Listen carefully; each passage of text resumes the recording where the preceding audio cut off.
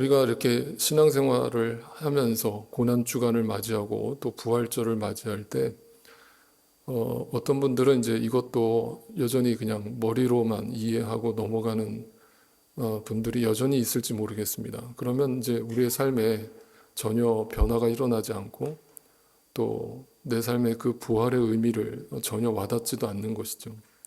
네, 그냥 신경 쓰지 마세요. 놔두세요. 한결아 놀아. 잘하고 있어요. 자, 그 의미가 우리는 전혀 모르는 거예요. 그러니까 성경이 가르쳐주는 부활의 의미는 또 십자가의 의미는 우리가 어떤 형식적으로 어떤 명절을 지키듯이 절기를 지키듯이 지켜서 되어질 문제가 아니고 또 이 특별한 절기 가운데 내가 금식을 하고 막 눈물을 흘리면서 예수님의 고난을 같이 동참하고 이런 것이 중요한 것이 아니고 정말 중요한 것은 왜 예수님이 이 땅에 오셔서 고난을 당하셔야 했는가? 그리고 왜 예수님이 부활하셨다는 것의 의미는 무엇인가? 이것을 우리가 분명히 이해하고 믿어야 된다는 거죠. 네, 아시겠죠? 그런 의미에서 오늘 본문 말씀을 이제 들여다볼 텐데 이 속에 담겨 있는 성경이 전달하는 예수님의 십자가의 죽음과 부활의 의미가 정확하게 어떤 의미인지를 오늘 본문 속에서도 우리가 확인해 볼 수 있습니다. 자, 오늘 본문 1절이 이렇게 시작되죠. 이레의 첫날, 이 세번역 성경이 이걸 다 이레의 첫날이라고 번역을 했어요. 그러니까 일주일의 시작을 말하는 거죠. 그러니까 여러분, 그러니까 우리가 이 일주일의 시작, 주일을 일주일의 첫날로 지키는 거예요. 그죠? 그러니까 예수 믿는 사람들은 월요일이 첫날이 아닌 거예요. 오늘이 일주일의 시작인 거죠.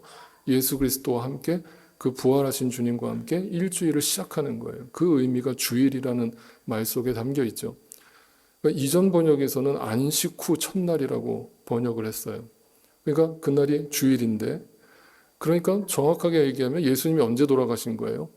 네, 금요일 밤에 십자가에 돌아가시고 장사되셔서 주일날 새벽에 부활하셨으니까 정확하게 며칠이 걸린 거예요? 사흘이 걸린 거죠. 그러니까 3일이라고 하는 그 의미가 이제 성경에서는 되게 중요한 의미로 담겨져 있는 겁니다. 자, 그러면 도대체 왜 예수님은 3일 만에 부활하셔야 했는가? 그 3일의 의미는 무언가? 우리는 아무 생각 없이 그냥 3일 후에 부활하셨단다 하고 그냥 넘어갈 수 있어요. 그런데 그 속에 담겨 있는 복음의 의미는 무엇인가? 한번 생각해 보자는 거예요. 마태복음에 가보면 예수님이 이렇게 이미 말씀하신 바가 있죠. 마태복음 12장 39절입니다. 자, 지금 예수님께 바리새인들이 쫓아와가지고 묻는 거예요. 이 사람아, 당신이 정말 하나님의 아들이라고 주장을 한다면 우리한테 표적을 보여달라. 네가 진짜 하나님의 아들이 맞다는 표징을 보여달라. 사인을 보여달라라고 부탁을 합니다. 그랬더니 예수님이 이렇게 대답하신 거예요. 예수가 그들에게 말씀하셨다. 악하고 음란한 세대가 표징을 요구한다.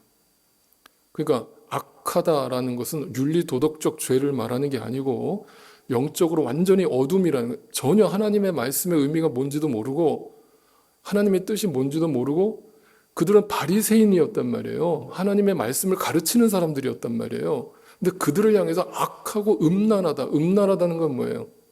하나님 앞에서 간음죄를 저질렀다는 것은 성적 범죄를 말하는 게 아니고 뭘 얘기하는 거예요? 하나님과의 순결함을 저버렸다 이 말이에요. 그게 우리란 말이에요. 우리가 창녀란 말입니다. 성경에서 말하는 창녀가 우리를 말하는 거예요. 하나님을 떠나 하나님께 불순종한 상태를 말하는 거예요. 그러니까 그 바리새인들, 인간의 눈으로 보면 누구보다 거룩하고 누구보다 깨끗하게 살아가는 윤리적이고 도덕적인 인간들 앞에 이 악하고 음란한 세대야라고 말하면서 너희는 여전히 눈에 보이는 표적을 요구하고 있냐? 아직도 눈에 보이는 것이 전부라고 생각하냐라고 말씀하시면서 뭐라고 말씀하세요? 내가 너희에게 보여줄 것은 요나의 표적. 다시 말하면 너희에게 들려줄 이야기는 요나 이야기밖에 내가 들려줄 게 없다 이 말이에요. 자, 그러면 이 이야기를 생각해 보죠. 여러분, 구약에 요나의 이야기가 나옵니다. 요나가 하나님이 가서 말씀을 전하라고 했더니 어떻게 했어요? 네, 그거에 순종하지 않고 자기 뜻대로 도망을 칩니다. 정반대로, 정반대편으로 도망을 치다가 풍랑을 만나죠. 그러니까 이제 그 배에 같이 올라탔던 사람들이 뭐라고 요나한테 얘기를 해요. 야, 도대체 이게 누구 때문이냐? 야, 누구 때문에 이런 풍랑이 일어난 거냐? 라면서 막 서로 이제 수소문을 하는데 요나가 자백을 하죠. 이거 나 때문이다. 나 때문에 이런 풍랑이 일어났다. 자기가 죄인됨을 고백하는 거예요. 그러니까 요나의 표적이라고 하는 것은 요나 이야기에서 가장 첫 번째 우리에게 들려주는 이야기는 뭐예요? 우리가 다 요나라는 거잖아요. 우리가 다 하나님의 뜻에 불순종하여서 하나님의 뜻과 정반대로 도망치던 존재들이었단 말이에요.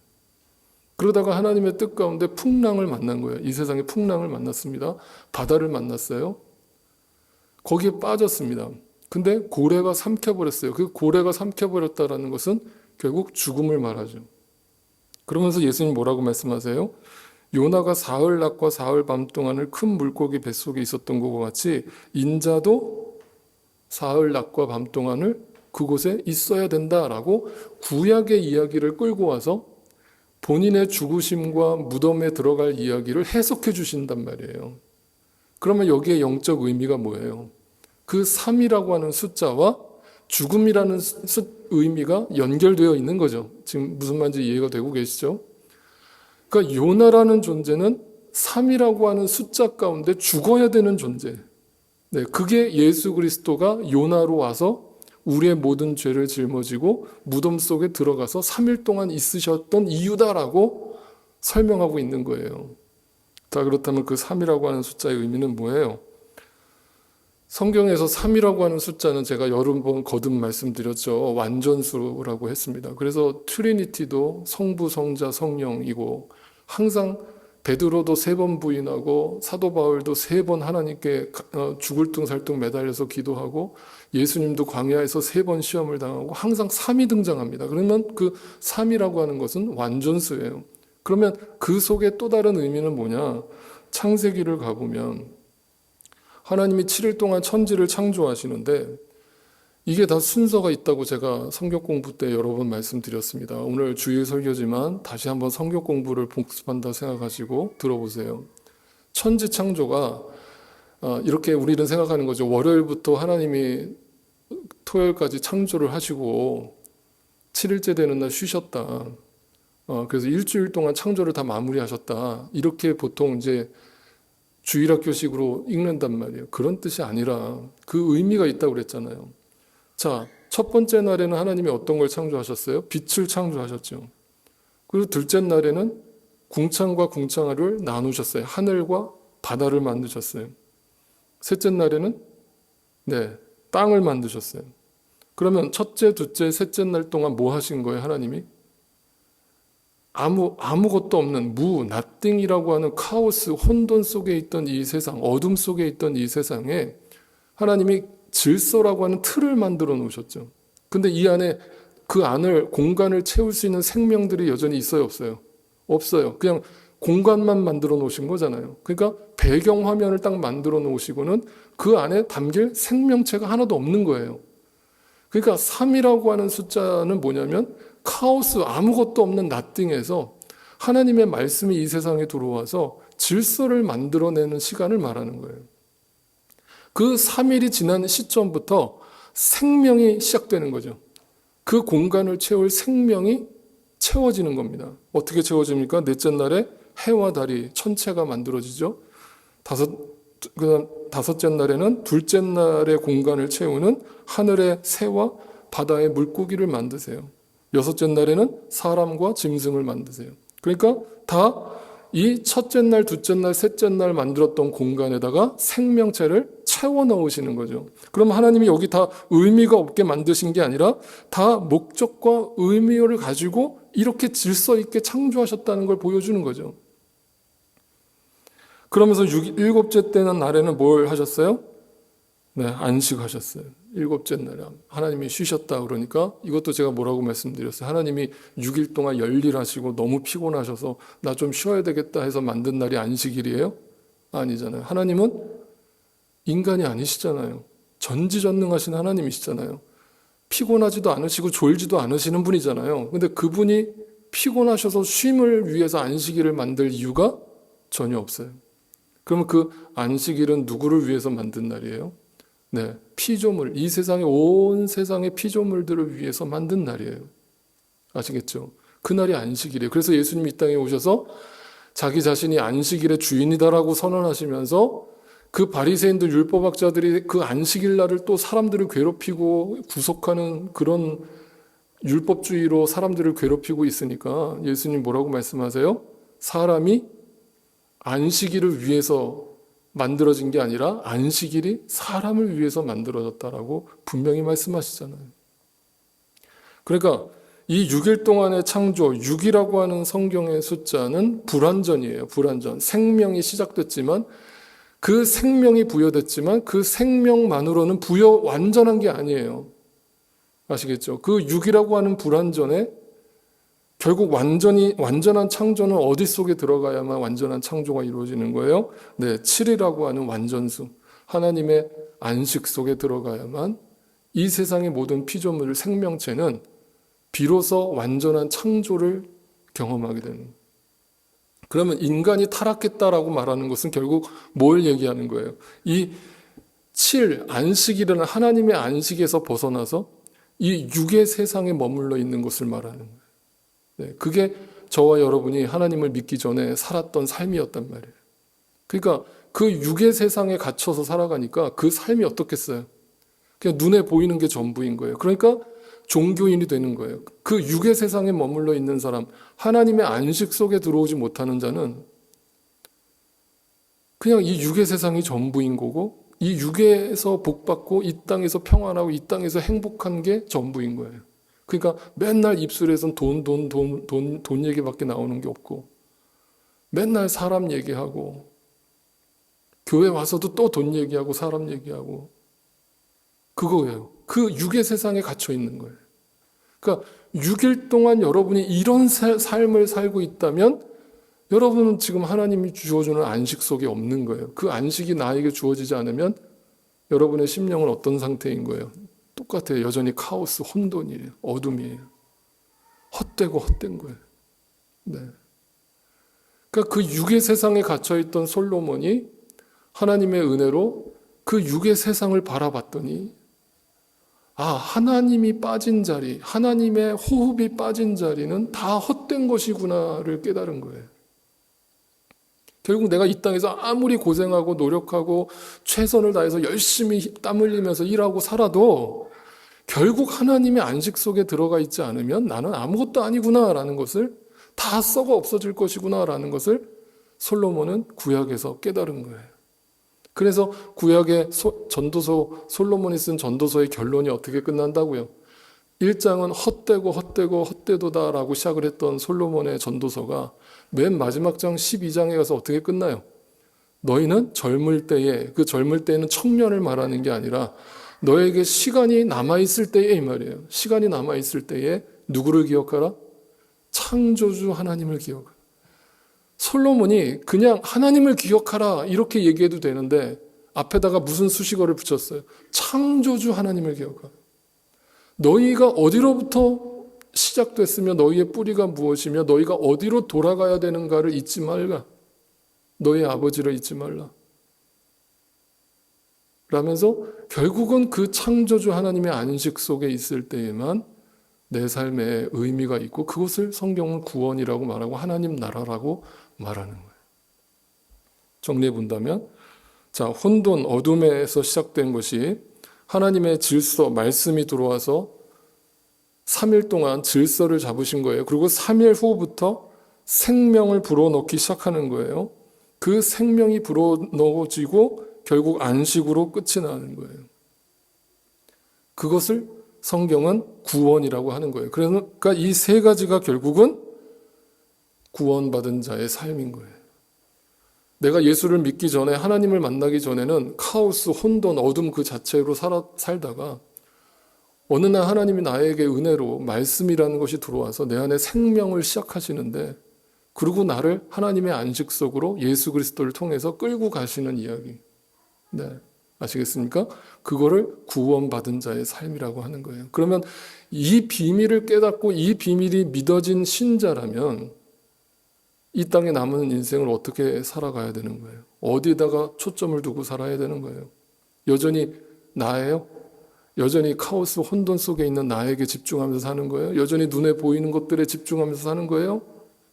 지금 여러분이 고민하고 잠 못 자고 있는 그 문제가 내 인생의 목적이에요? 아닌 거잖아요. 여러분, 이 말 오해 없이 들으세요. 우리가 예수를 믿었다고 해서 우리의 삶이 힘들지 않은 게 아니라고 제가 거듭 말씀드렸죠. 아프지 않은 게 아니라고 거듭 말씀드렸죠. 여전히 예수를 믿어도 힘든 일은 계속 반복될 거고 죽을 때까지 반복될 거예요. 네, 오히려 나이가 들어가실수록 더 고통스러워질 거예요. 우리의 인생은 끝은. 네.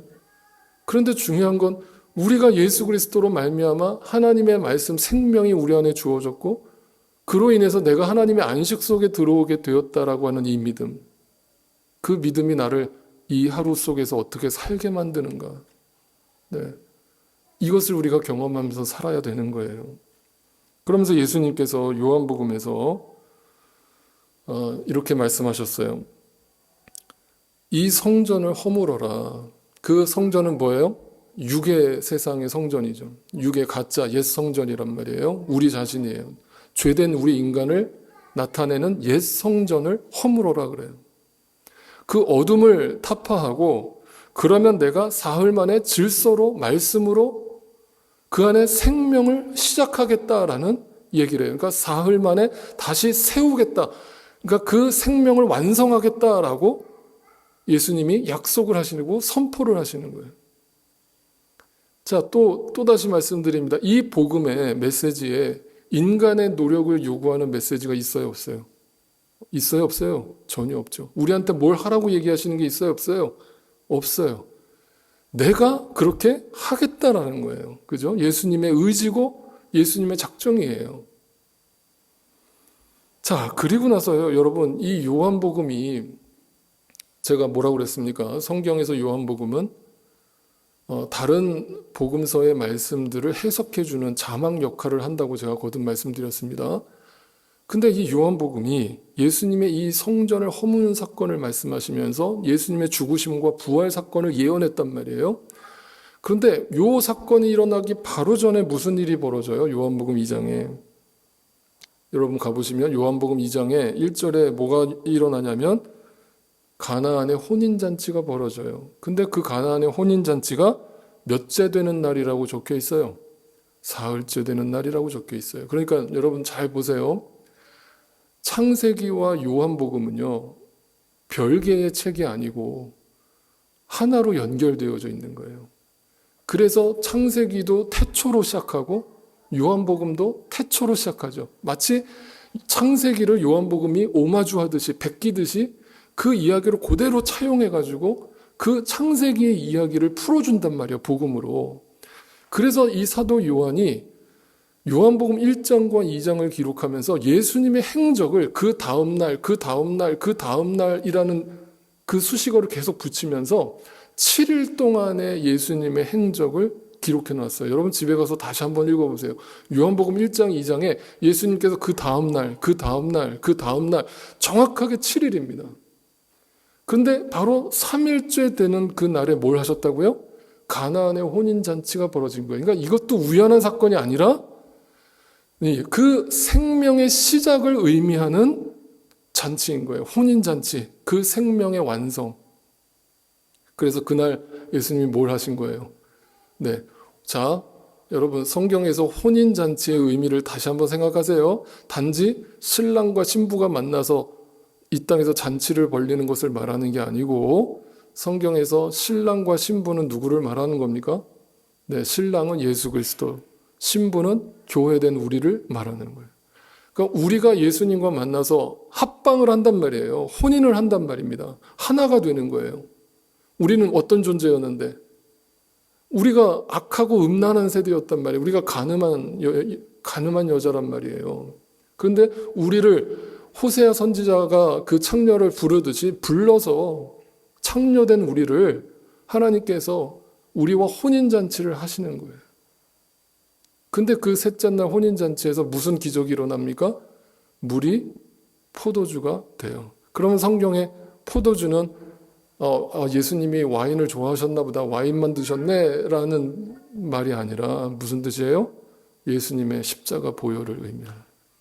그러니까 그 혼인잔치의 완성은 그 생명은 뭐예요? 예수 그리스도의 십자가 보혈이 생명인 거예요. 네, 그것을 3일째 되는 날 그 생명을 완성하시고 시작하셨다. 그래서 예수 그리스도가 금요일 날 돌아가셔서 주일 날 부활하셨다라고 하는 이것이 그냥 우연한 사건이 아니라 이미 창세기 전부터 창세기 이야기부터 시작된, 그러니까 성경이 이렇게 다 하나로 그 맥으로 연결되어져 있다는 사실을 성경이 분명히 밝히고 있는 거예요. 그러니까 구약 따로 신약 따로 읽으시면 안 된다는 얘기를 또 말씀드리는 거예요. 자, 정리해보죠. 그러면 창세기가 셋째 날에 그 생명의 시작을 알리는, 그 공간에다가 생명을 부여하는 의미를 갖고 있다면 3일째 되는 날, 요한복음은 그것을 이렇게 해석했죠. 3일째 되는 날 혼인잔치가 벌어지면서 예수님이 생명의 완성으로 십자가의 보혈로 그 부활을 우리에게 선물하실 것임을 선포하고 있는 거예요. 그래서 혼인잔치라고 하는 것은 결국 물이 포도주로 변했다라고 하는 것은 인간을 새로운 피조물, 새로운 창조물로 변화시키겠다라고 하는 구원의 선언이자 복음의 선포인 거예요. 네. 단순한 기적 사건이 아니라. 네. 이 내용을 보지 못하는 소경들은 여전히 그 가나안의 혼인잔치를 읽으면서도 하나님 나에게 그런 기적을 베풀어 달라고 읽고 있는 거예요. 네. 전혀 성경을 모르는 소경인 거죠. 그래서 사도 바울이 이 진리를 다 깨달은 사도 바울은 고린도 후서에서 뭐라고 얘기합니까? 우리가 너무나 잘 알고 있는 구절이죠. 5장 17절. 누구든지 그리스도 예수 안에 있으면 새로운 피조물이에요. 뭐야? 물이 포도주로 변한 거예요. 그죠? 우리라고 하는 존재가 완전히 새로운 존재로 재창조됐다는 거예요. 누구를 통해서? 예수 그리스도를 통해서. 네. 거기에 인간의 어떤 노력이나 열심이 조금이라도 첨가될 게 있어요? 없어요? 조금도 첨가될 게 없어요. 전적인 하나님의 선물이자 은혜. 그래서 옛것은 지나갔대요. 보라, 새 것이 되었대요. 근데 이제 이 말씀을 어떤 분들은 목사님 새 것이 되었다라고 하는데 저를 보면 제가 전혀 새 것이 된 것 같지가 않거든요 라고 하시는데, 여러분 자신이 변한 게 아니라, 여러분의 육신이 변했다는 뜻이 아니라, 여러분의 인격이 성숙했다는 뜻이 아니라, 여러분의 죽은 영이 예수 그리스도로 말미암아 살아났음을 선언하고 있는 거예요. 네. 이것이 성경의 선언이고 이것이 구원의 선포인 거예요. 그러니까 우리가 예수를 믿게 되었다라고 할 때 어디에다가 자꾸 시선을 둬야 되는 거예요. 여러분의 육신에다가 시선을 둬야 돼요. 예수 그리스도의 보혈의 능력, 보혈의 은혜에다가 시선을 둬야 되는 거예요. 보혈의 능력이죠. 보혈의 은혜죠. 아멘이시죠. 거기에 시선을 둘 때만 우리에게 소망이 있는 거예요. 아시겠죠?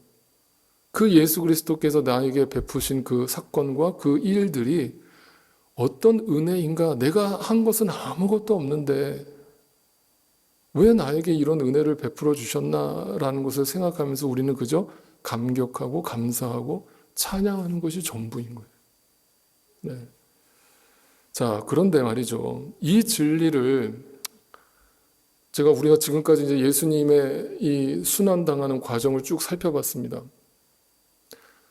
자, 예수님을 3년 동안이나 쫓아다녔던 제자들, 이런 말씀들을 옆에서 날마다 들었던 제자들, 그리고 예수님이 보여주시는 수많은 표적들을 옆에서 직접 목도했던 제자들, 그 제자들이 이 비밀, 이 복음의 신비를 이해했습니까? 믿어졌습니까?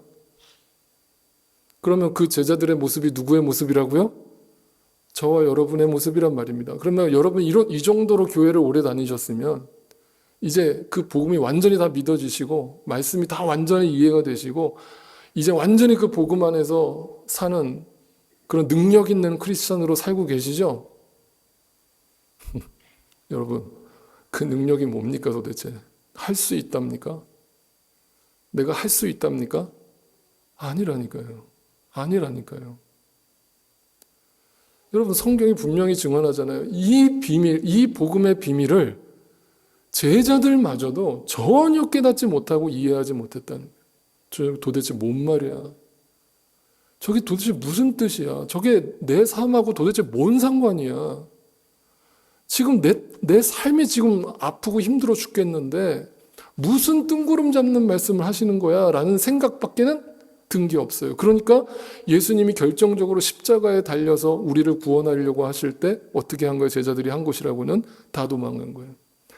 그러면 그 도망쳤던 제자들은 고사하고 그나마 복음서에 기록되어 있는 우리가 지난주 살펴봤던 그나마 세상 사람들 보기에 야, 저 사람은 의인이 아니겠냐라고 할 만한 아리마대 사람 요셉과 같은 니고데모와 같은 사람들, 물론 그들이 찢어지게 가난한 사람이었다면 그런 헌신도 못했겠죠. 엄청난 부자였기 때문에 그 부를 이용해서 하나님께 예수님 앞에 무덤을 헌사하고 아리마대 요셉은 100근이나 되는 향유를 갖다 부어버렸단 말이에요. 수천만 원에 해당하는 돈을 갖다 부어버렸어요. 예수님의 시신이네. 그러니까 인간의 눈으로 보면 대단한 헌신, 대단한 열정, 대단한 믿음, 정말 의로운 사람이라고 칭찬받고 박수받아야 될 만한 그런 인간인데 성경은 뭐라고 얘기하는 거예요? 그들한테 박수를 돌려라, 그들의 동상이라도 세워줘라 라고 얘기하나요? 아니에요. 결국 그들의 헌신도 예수님이 십자가에 돌아가시고 난 뒤에 헌신이고 아무 의미 없는 거예요. 네. 그들의 헌신과 그들의 열심으로 예수 그리스도가 십자가에 죽으시고 부활하신 것이 아니다라고 성경은 분명히 말해요. 그러니까 인간의 행위로는 조금 더 거기에 첨가될 것이 없다는 거예요. 그러니까 오늘 본문에도 여자들이 등장을 합니다. 여자들. 그러면 이 여자들도 우리가 이제 보는 그냥 성별로서의 여자라고 그냥 읽으시면 안 되고 신부의 모습으로 등장한다는 말이에요. 그러면 성경에서 등장하는 여자들이라고 하는 존재는 결국 누구를 말하고 있는 거예요? 역시 교회된 저와 여러분의 모습을 보여주고 있는 거예요. 그럼 그들이 정말 예수님이 살아생전에 제자들뿐만 아니라 그 같이 모였던 수많은 무리들한테 내가 이 성전을 사흘 만에 다시 지을 것이고 내가 다시 살아날 것이고 내가 너희를 위해 십자가에 죽으러 왔고 이 얘기를 수도 없이 반복하셨단 말이에요. 아니 귀에 정말 못이 박힐 정도로 얘기를 하셨단 말이에요. 그런데도 제자들은 믿었어요, 안 믿었어요? 그 말을? 전혀 안 믿었어요. 아무도 안 믿었습니다.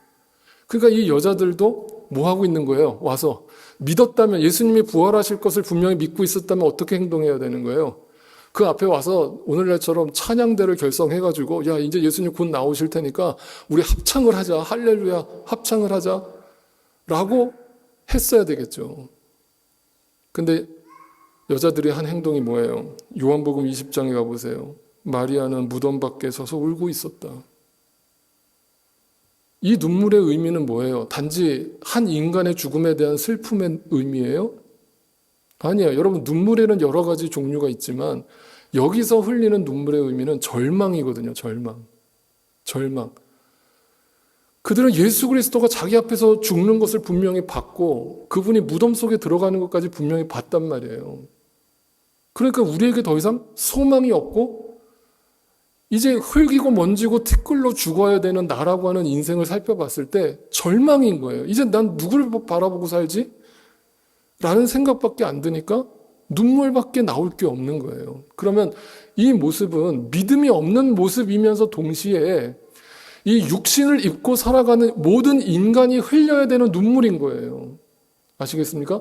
여러분과 저는요, 할 수 있는 건 이거밖에 없는 거예요. 예수님의 무덤 앞에서 눈물을 흘리는 것밖에 없는 거예요. 예수님이 다시 살아나시지 않으면 나라는 인간이 무슨 소망이 있습니까? 나는 이제 누구 바라보고 살아야 됩니까?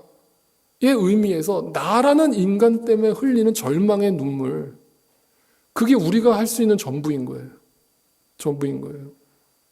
그걸 이 여자들이 보여주고 있는 거예요.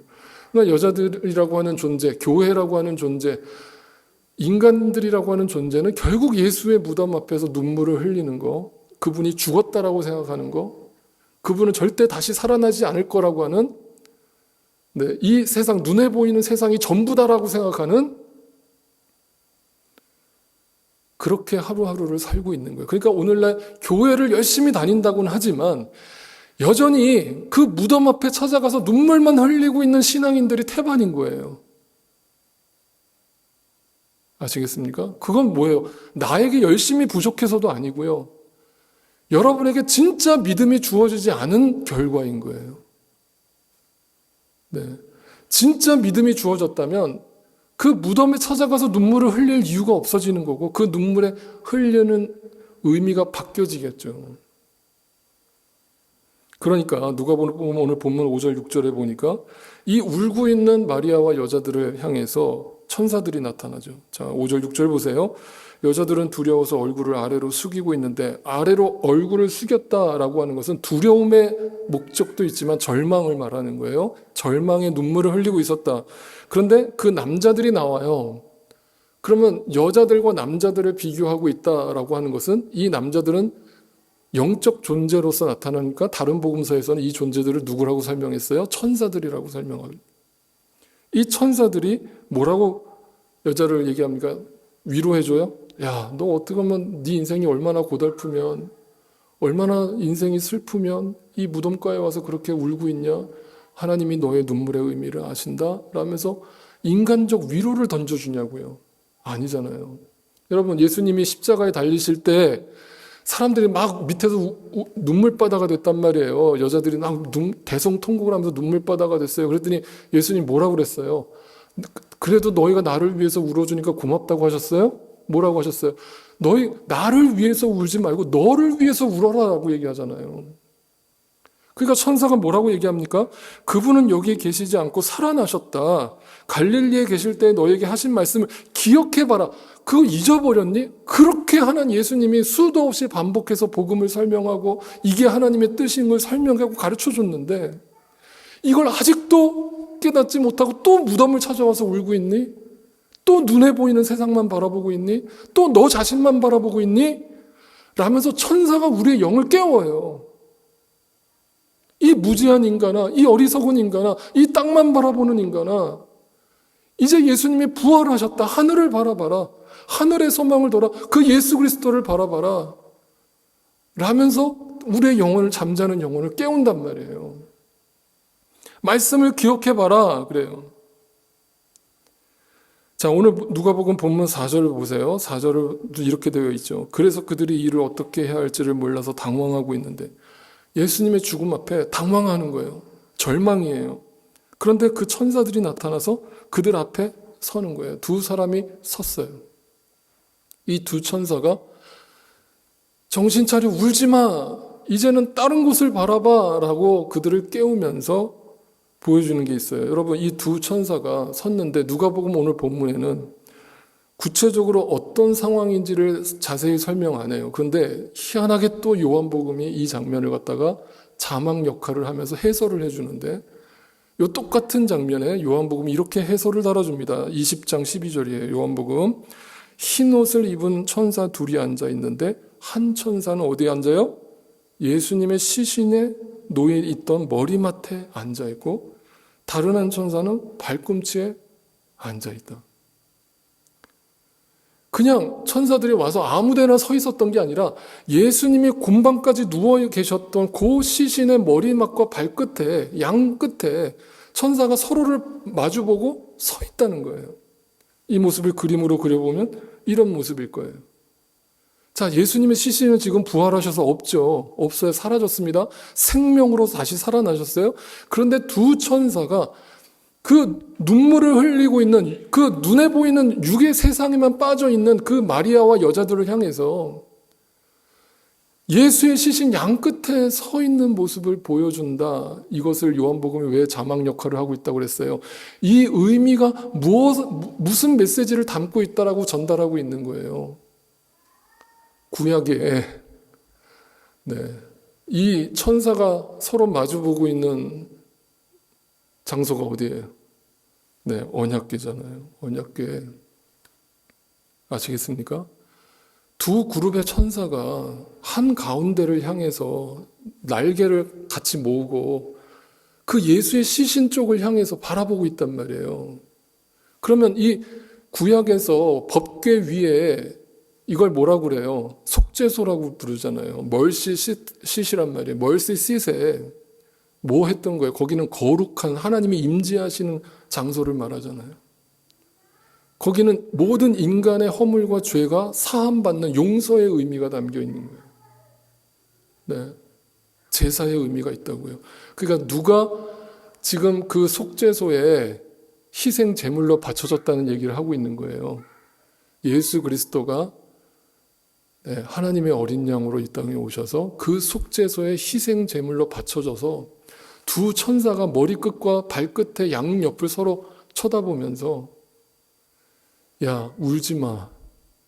네가 할 수 있는 것은 아무것도 없어. 예수 그리스도께서 너를 위해서 이곳에서 모든 걸 다 이루셨고 다 용서하셨어.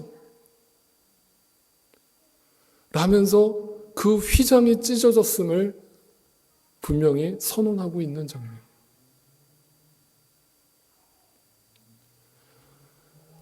그러니까 마리아가 이 모습을 보고 여자들이 이 모습을 보고 기겁을 한 거예요. 아, 이거였구나. 이게 예수님이 그동안 귀가 따갑게 말씀하셨던 복음의 의미. 내가 노력할 수 있는 건 아무것도 없고 내가 이렇게 절망할 이유도 이제는 없고 이제 나는 누구만 의지하고 누구만 바라보면 되는 거예요. 부활하신 예수 그리스도만 바라보고 살면 되는 거예요. 그러니까 이 기쁜 소식을 여자들이 그 남다른 제자들한테 달려가서 증거하죠. 그들은 무덤에 돌아와서 11제자와 그 밖의 모든 사람에게 이 모든 일을 알려요. 야, 이것이 복음의 의미였고 진짜 예수님이 부활하셨고 그 부활의 의미가 이거라고 천사들이 우리에게 알려줬어 라면서 그 복음의 이야기, 부활의 이야기를 그들에게 전파합니다. 그런데 그들이 어떻게 반응합니까? 오늘 11절 보세요. 그러나 사도들에게는, 사도들이라고 누가복음이 그냥 제자들이라고 표현하지 않고 사도들, 초대 교부, 그러니까 오늘날 로마 카톨릭이 성자의 반열에 올려놓은 그 12제자들을 사도들이라고 일컬으면서 그들이 예수님의 부활 앞에, 그러니까 예수님의 십자가 앞에서 도망쳤던 그 인간들이 예수님의 부활 사건 앞에서도 어떻게 행동했는지를 잊지 마라. 전혀 믿음의 눈이 뜨여져 있지 않고 야, 뭔 소리야. 우리 앞에서 분명히 예수 그리스도가 죽는 거 봤는데 무슨 황당무계한 소리야. 어떻게 사람이 죽었다가 다시 살아나. 전혀 믿지 않더라. 전혀 믿지 않더라. 땅만 바라보고 있더라. 나만 바라보고 있더라. 그러면서 여러분 다른 복음서 보니까 구체적으로 이들이 어떤 행동을 하고 있었어요? 이제 자기들이 예수님의 제자였다는 것이 곧 들통이 날 텐데 그럼 어떻게 되는 거예요? 자기들도 곧 끌려가서 모진 고난을 당하고 죽을지도 모르잖아요. 그러니까 어떻게 행동해요? 방에 처박아주고 문을 걸어 잠그고요. 아무도 안 들여보내주고 꽁꽁 잠그고 숨어 있는 거예요. 예수님이 자기를 위해서 십자가에서 죽으시고 부활하셨는데 그 소식을 전혀 이해도 못하고 믿어지지도 않는 제자들이 한 행동이라고는 자기 죽을까 봐 문 걸어 잠그고 숨어 있는 게 전부였단 말이에요. 그러니까 성경이 얼마나 우리의 민낯을 그대로 보여줘요. 이게 누구만의 모습이 아니잖아요, 여러분. 저와 여러분의 모습이란 말이에요. 그런데 중요한 거는 예수님이 부활하신 예수님이 그 꽁꽁 걸어 잠근 문 한복판에 갑자기 짠 하고 나타나시죠. 그것은 갑자기 예수님이 어떤 유령으로 나타났다는 뜻이 아니라 실제로 예수님은 육신의 몸으로 부활하셨잖아요. 그 의미는 뭐예요? 예수님이 부활의 의미는 뭐예요? 시간과 공간을 초월한 존재로서 그 자리에 서셨다는 거예요. 시간과 공간을 초월했다는 말이 뭐예요? 영혼 속에 계시는 예수 그리스도로 부활하셔서 온전한 모습으로 그 꽁꽁 걸어 잠근 그 우리의 마음의 방 안에 예수님이 서신 거예요. 그걸 은혜라고 하는 것이고 그걸 구원의 선포라고 하는 것입니다. 자, 베드로가 어떻게 반응합니까? 오늘 보면 12절입니다. 베드로가 일어나서 무덤으로 혼자 달려갑니다. 이 모습도 베드로가 뭔가 믿어졌나 보다. 뭔가 깨달았나 보다. 근데 몸을 굽혀서 들여다보았다. 거기에는 시신을 감았던 3배만 놓여 있었다. 성경이 왜 이렇게 얘기하는 거예요? 베드로가 실망했다. 실망했다. 그 3배만 놓여 있는 빈 무덤을 보면서 아, 이게 뭔가 희한한 일이 벌어지긴 했는데 나는 이게 믿어지지 않는 거예요. 그러니까 실망한 거예요. 그래서 어떻게 합니까? 그는 일어난 일을 이상하게 여기면서 야, 뭔가 신비하긴 한데 그게 별로 와닿지도 않고 믿어지지도 않고 그래서 집으로 돌아갔다. 이 집은 누구의 집이에요? 아버지의 집이 아니라 자기 집을 말하죠. 자기의 삶의 터전을 말하죠. 그러니까 고기나 잡으러 가자잖아요. 고기나 잡으러 가자. 그냥 일이나 하러 가자. 돈이나 벌러 가자. 네, 이 땅에서 그냥 남들보다 좀 더 행복하게 살아보자. 남들보다 좀 더 많이 소유해보자. 그 수준으로 전락해버린 한때 예수님의 수제자로 불리던 한 인간의 나락을 보고 계시잖아요. 근데 이 베드로가 또 누구의 모습이라고요? 저와 여러분의 모습이란 말입니다. 이제 우리가 다음 주에 또 살펴보겠지만 이 베드로, 이 제자들, 이 여자들을 예수님이 찾아오신 이야기, 네, 그것을 성경은 부활, 그것을 복음, 그것을 구원이라고 설명하고 있는 거예요. 네. 여러분, 그러니까 이 부활절이 마저 이제 다가오는 고난주간 부활절날 여러분이 묵상해야 될 건 이겁니다. 아, 나라는 존재는 오늘도 그 무덤을 찾아가 눈물을 흘리는 그런 존재구나. 이 마리아의 모습이 나고 그 부활 소식을 듣고도 그 지성소의 의미, 속죄소의 의미를 전혀 와닿지 않는 나로서는 그냥 현실에 파묻혀서 하루하루 살아가는 것이 전부인. 그러니까 예수님의 제자라고는 하지만 사실상 전혀 믿지 않는 그냥 불신자랑 똑같은 삶을 하루하루 살아가고 있는 거예요. 네, 이렇게 처량하고 이렇게 불쌍하고 이렇게 가련한 그 여자, 바로 나를, 눈물만 흘리는 나를 부활하신 예수님이 찾아오셨다. 네. 왜 찾아오셨는지는 다음 주 to be continue입니다. 기도하겠습니다.